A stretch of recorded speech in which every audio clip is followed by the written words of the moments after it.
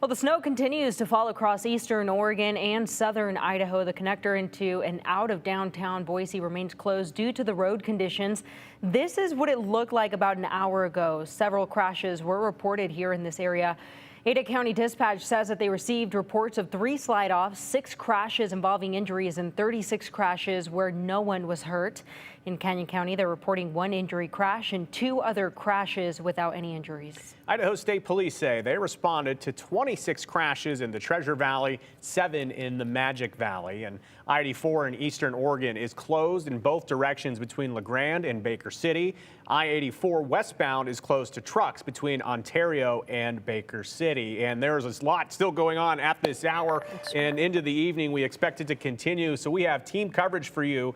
Jude Binkley is live out on the road. We're going to get to him in just a minute with what the road conditions look like in real time. But first, let's get over to Ryan Antoinette. Ryan, I know so many of us were looking out the window following the snow. It seems like it may be slowing down. A little bit, a little sooner than what we had initially anticipated in our timeline, but we'll get to that in a second. Here's your live look around the region. We see Boise right now sitting at 33, snow sticking to the roads. Very similar story in Twin Falls, but cooler at 22, 19 in Sun Valley, 13 in McCall. Now here's the weather headlines. So we started off with the dry snow earlier today. We've started off with wind gusts between 30 to 45 up to 50 miles an hour at times. Visibility has been an issue, so have slick roads. And we're now looking at 1 to 2 inches here in the Treasure Valley between today and tomorrow, as opposed to the 1 to 3. But again, we'll keep you posted. So here's a look at this evening. So we see things starting to settle down through about 8 o'clock, and that's when we expect the snow to start coming back. Now at that point, we are sitting at 30 degrees and we're only mildly fluctuating in temperatures. Here's a look at your watches and warning. We have 2 that kicked off this morning, a winter weather advisory and a winter storm warning that are both in effect until late tomorrow morning. We'll keep you posted if they change in the meantime, and we'll talk numbers in big weather. Okay, I think the big story of the day in terms of the snow is what it did to the roads. I saw road crews out this morning getting ready, but despite that, it's still difficult out there. Jude Binkley is live at the connector here this afternoon, which just opened or is about to open. Jude, what's going on out there? That's right, Joe. I wanted to start with the connector because the connector is now back open. It opened up just a couple minutes ago, but it was closed for the bulk of the afternoon after some dicey conditions, a couple of crashes, and a 15-car pileup. But again, the Boise connector is back open now just as of a couple of minutes ago. Now, road conditions are looking a little better. They are still slushy, and a lot of the side roads have snow and ice, but a lot better compared to what we saw earlier this afternoon. Now, Boise isn't the only area that's been having issues. Earlier today, we saw multiple crashes on I-84 near Meridian, including a massive pileup westbound that halted us for about an hour. We just found out that there were 18 cars involved in that pileup.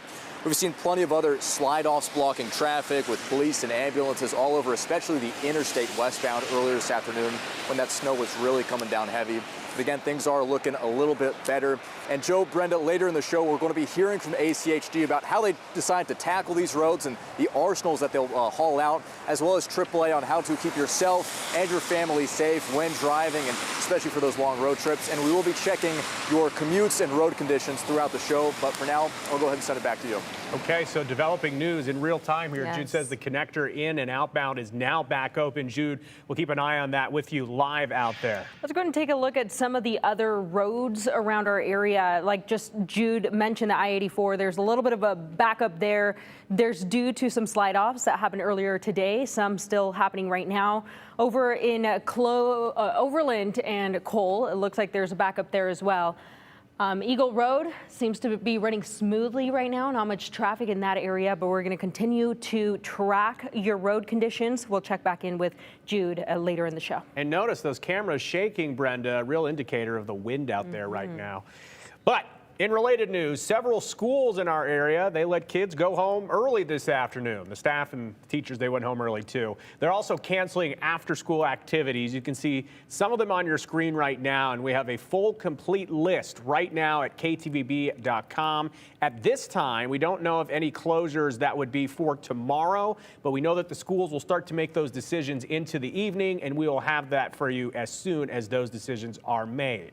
Boise Airport says that they have deployed their airfield maintenance team as well as the facilities maintenance team to keep the runway as clear as possible for takeoffs and landings. As of right now, all runways at BOI are open, and according to FlightAware, 65 flights in and out of Gowan Field today have been delayed, 9 have been canceled. If you are planning on flying out tonight, maybe even tomorrow, be sure to check in with your airline and check for possible delays or even cancellations. And with all the snow falling in and around Idaho, the Sawtooth Avalanche Center says avalanche danger is considerable in most areas today. Considerable is that orange area that's listed on your screen right now. Now, the yellow is considered moderate, and they add that triggering a large avalanche is most likely on steep slopes facing north.